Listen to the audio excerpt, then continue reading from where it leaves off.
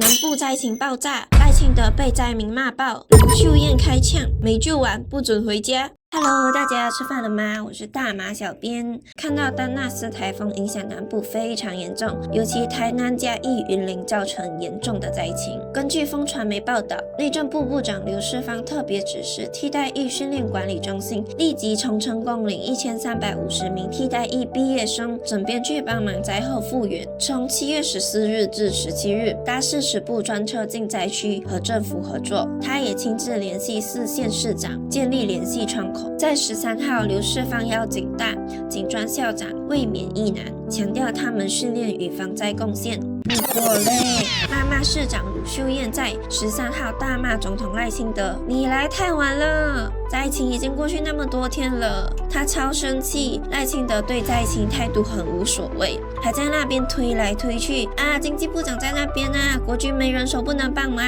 哇，还有那些民进党的公职人员一个都不见人影，1000多人去哪里了？他喊话赖清德党工来南部救灾，没处理完就不准回去。小编大马住的地方也很常停电哦，非常敏感停电的痛苦。